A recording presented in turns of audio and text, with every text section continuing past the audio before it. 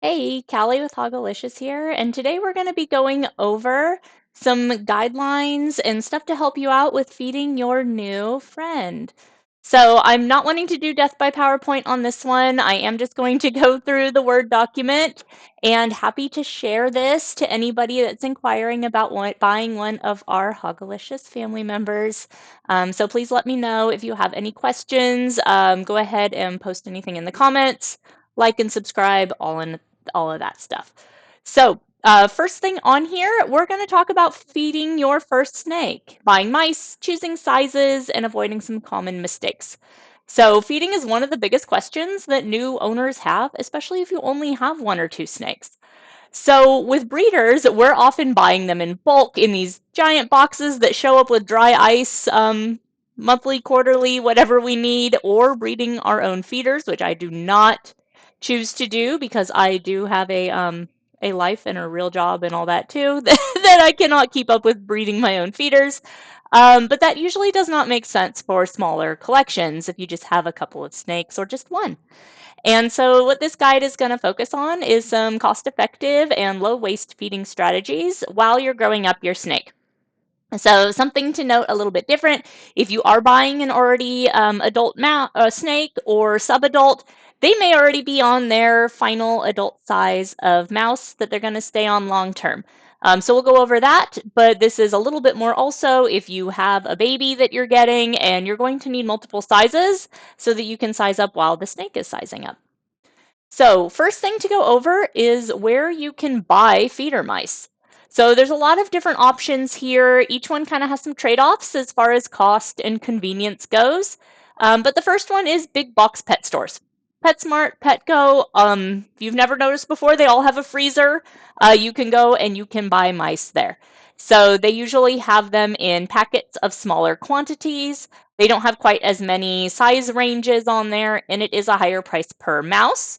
But if you only have one snake and you only need a small amount of mice, or if your shipment got delayed and you weren't able to pick some up, this is a good way to always know that that's there as a backup for you.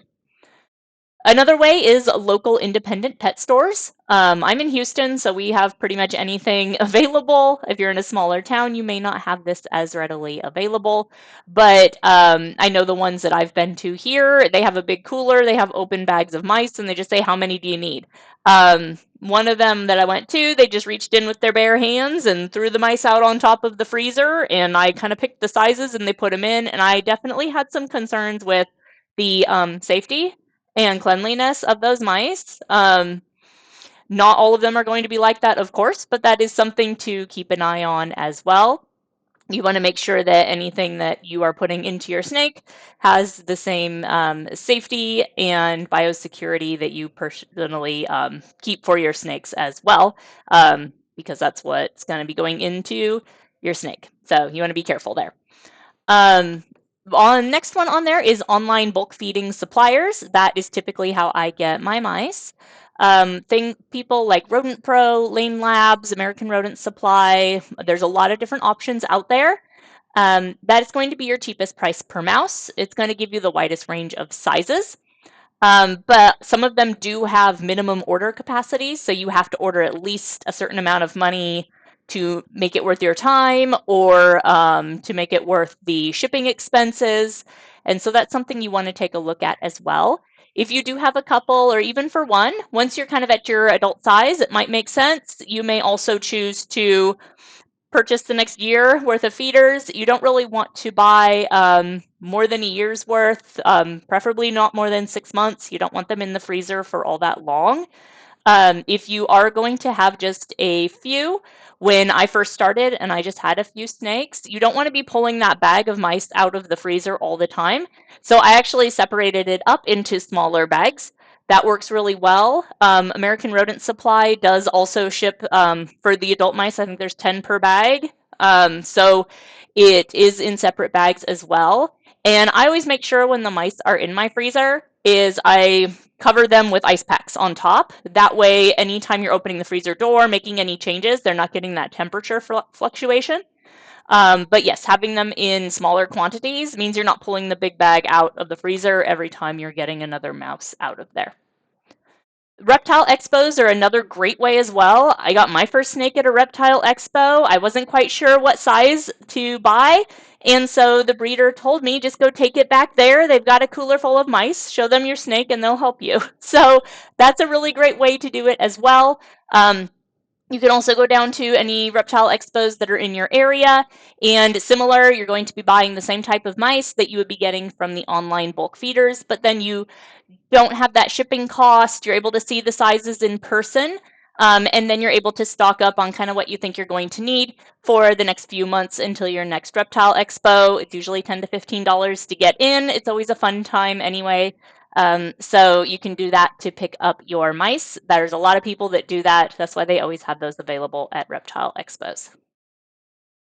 So the next thing I want to cover are the names versus the reality. So my sizes are not standardized. If someone says I'm on fuzzies or peaches or whatever size they say, it doesn't necessarily equate to the same across different mice companies. So that's something to keep an eye on as well.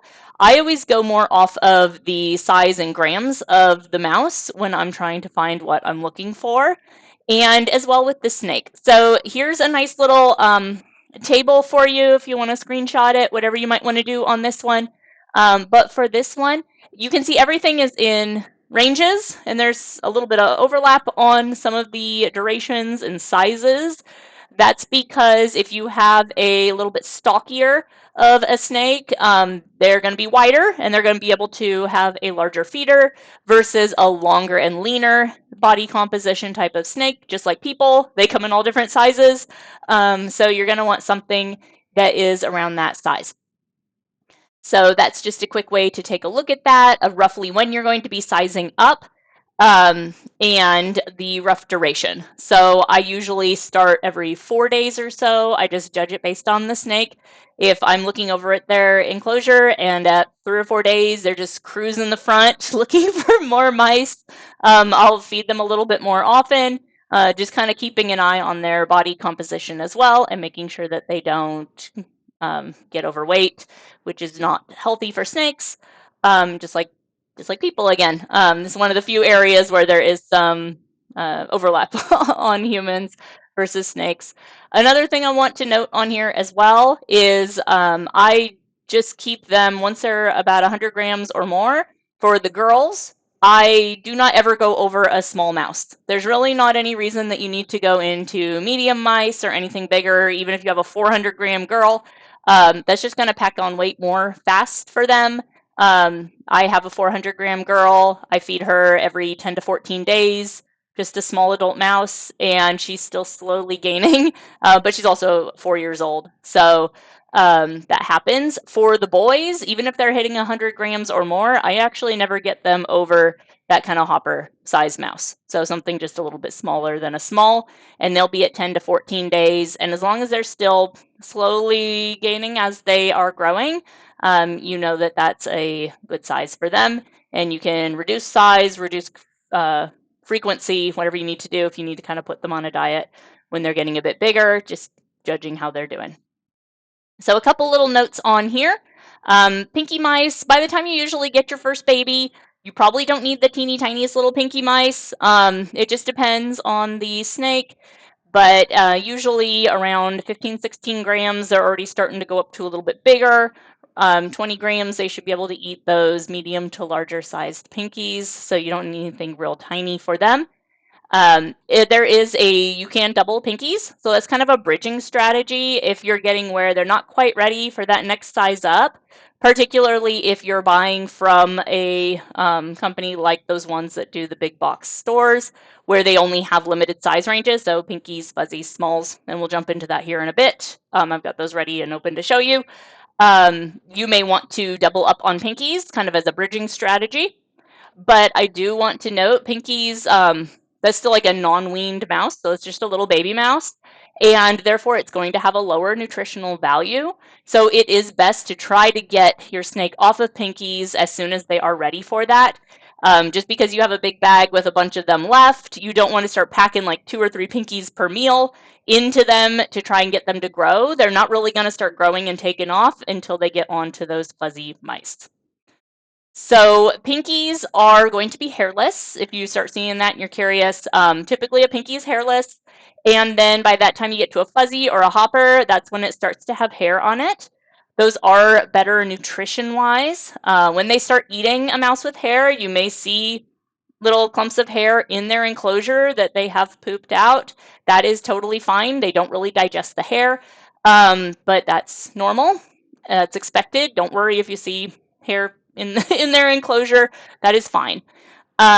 Just note also when you're very first transitioning them onto a mouse with hair, some snakes are a little bit more hesitant. They may skip a meal or two because they're a little bit nervous because they're getting something new that's not regular for them.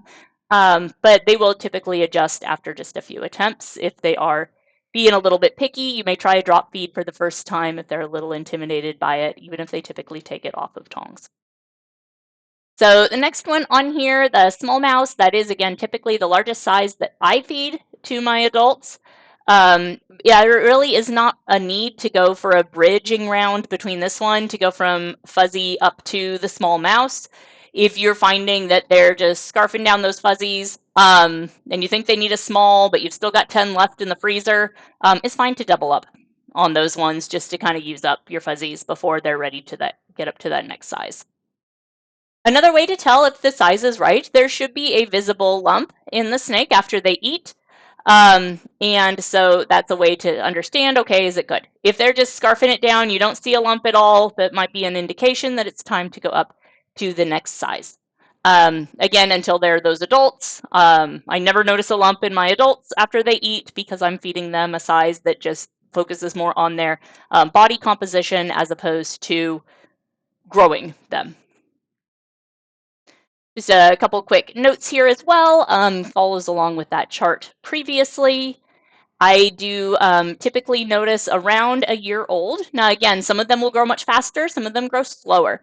But if you're trying to figure out, okay, about how many mice do I need to buy at these smaller sizes, I do notice that boys are typically in the 60 to 80 gram range by the time they're a year old. They may still only be 40, they may hit 100. Again, this is a range. And females are typically around 100 grams plus or minus. They may still be at 60 to 80. I've got one girl that she hit 200 grams on her first birthday in December, and but that is uncommon. And she's not overweight. She just is a grower, so she's a big girl. Okay, and yes, so as you're seeing too, females do grow faster than males. I'd say by their first birthday. I had a brother-sister pairing, and she was twice his size by their first birthday. I've got a couple of brother-sister pairings. I had one set I posted on Instagram too. It's a cousin's. He is a year older than her, and she like overtook his size before her first birthday, even though he's a year older. So females do grow much faster. Another one that I want to note on here, though, just for safety reasons, just so you're not worried, is regurgitation. So there is a chance when you grow them up to the next size of mouse that they could regurgitate that. If you're trying to figure out, is that a regurgitation or is that poop? Regurg, if it's been in their stomach for a little while before they throw it up, it'll like clear the room smell wise. So you're gonna know pretty quick if that is regurg. If it is, if they threw it up pretty quick, it's just gonna look like a mouse. So that's typically how you can tell. If they regurgitate on that first one after you sized them up, maybe the second one after you sized them up, don't panic. It's fine. It typically was because of them. Maybe their stomach just wasn't quite big enough yet for that next size up. Make sure if they do regurg, you wait a full week before you feed them again. And then go ahead and start back with that smaller size and wait a little longer before sizing up. If they did regurgitate and they've done it frequently, if it was unrelated to sizing up, then you may need to go see a vet because there could be a medical issue there. So some key takeaways here: you match the prey to the snake size. You don't really worry as much about the labels of the prey.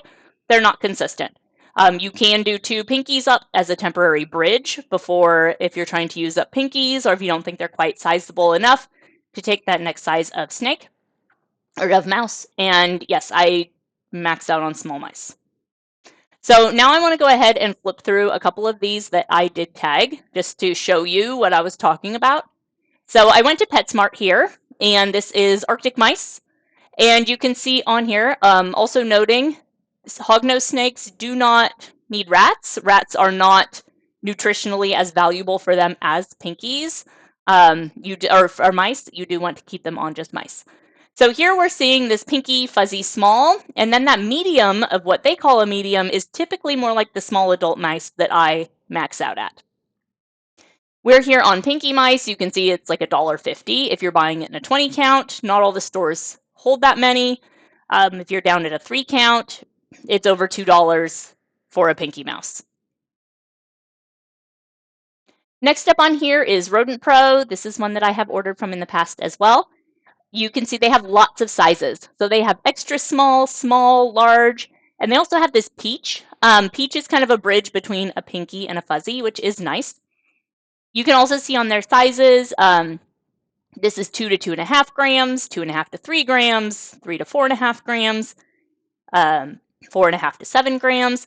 So they have a lot more sizes with small counts in there. If you have just 1 or 2 snakes, you probably want to get something that has more of a range in that bag so that you can pull the smaller ones out to start and then get to the bigger ones in that same bag.